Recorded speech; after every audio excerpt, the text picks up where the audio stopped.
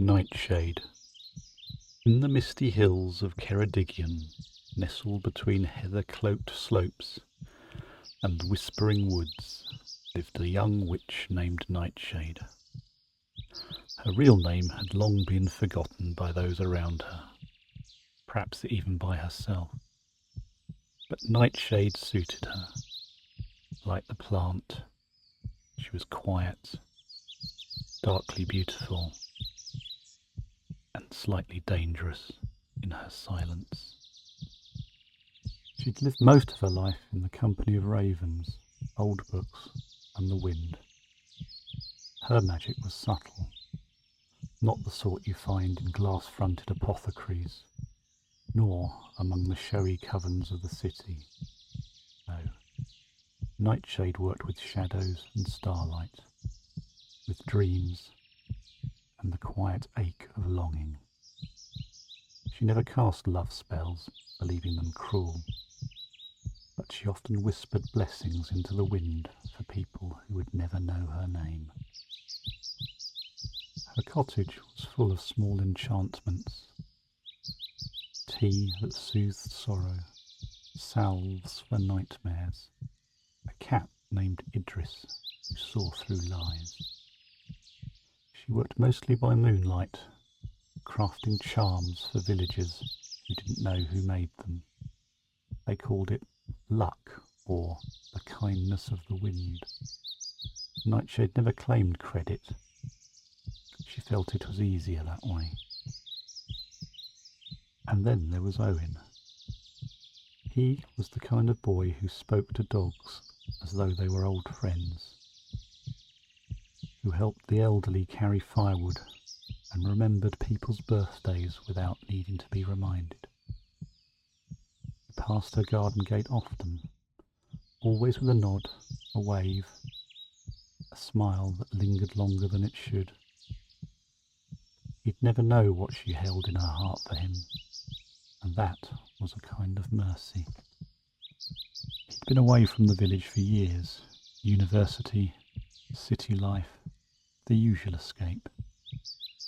And when he returned, older and softer around the edges, she felt it like a shift in the wind.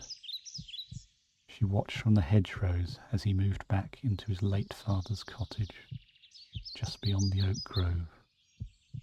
His hands were rougher now, and his smile sometimes faltered when he thought no one saw him. But Nightshade saw. He didn't remember her, not properly, not the way she remembered him. She remembered the way he used to skim stones across the village river, the way he gave his scarf to a crying girl once and never asked for it back. He had a kindness that was steady, unshowy, rare. And still, Nightshade said nothing. She didn't know how to speak that kind of truth, not when hers was the kind of love that lived in silence, in the space between words. She stitched his name into her charms, subtly and gently. When she brewed tea for sleep, and she placed rosemary on her windowsill, not to bind him, just to wish him peace. Some nights she sat beneath the ash tree behind the cottage, red hair loose down her back, Idris purring on her lap. She'd stare up at the stars, fingers curled into the damp earth, and whisper, "I love you, though you'll never know it. I love you, and it's enough that I do." The stars never answered, but they did listen. One day, after a rainstorm that left the hills silvered and dripping, there was a knock at the door. He stood there, hair wet, holding a limp fox cub wrapped in an old shirt. His eyes were wide and uncertain, and somehow deeper than she remembered. "I didn't know where else to go," he said. "You came to the right place," she replied. Owain stepped into her kitchen, the same kitchen her grandmother had once stood in, humming and stirring lavender into honey. It smelt of mint and ashwood, of old magic and warm bread. Idris narrowed his eyes at Owain, but didn't hiss. She took the cub, laid it gently on the table, and began her work. She spoke no words of power aloud. She simply hummed and pressed her hands to the creature's side, letting her energy flow like a stream. The wound was small. Nothing a little magic and time couldn't mend. Owain watched her as though breathing would be too much. "You're not what I expected," he said at last.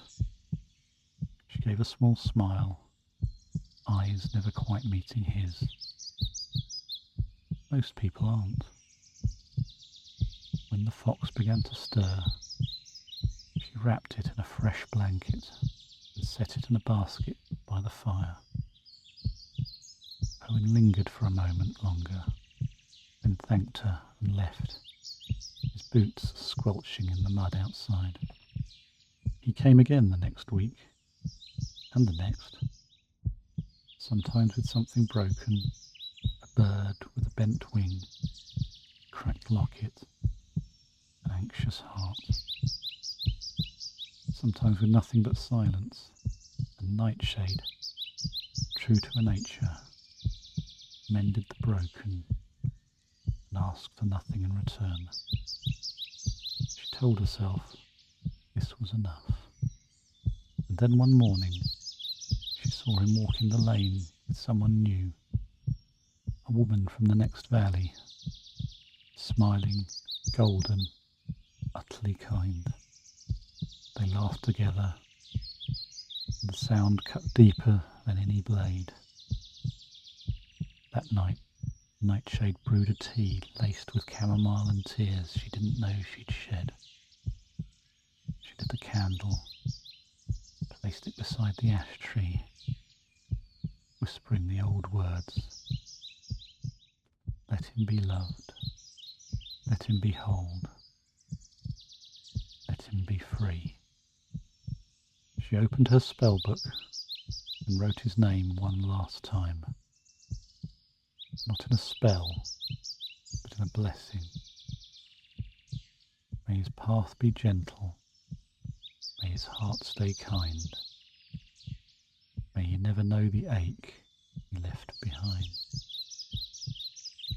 When she closed the book, and with it a chapter, because love, she knew, didn't always need to be returned to matter. It could live in the quiet, in the stillness, in the peace between the stars. In Nightshade, she was not unloved. The forest knew her name. The wind carried her sighs. Her grandmother's laughter still echoed through the floorboards. And Idris curled beside her each night, purring like a charm. She was quiet. She was magic. And she was enough.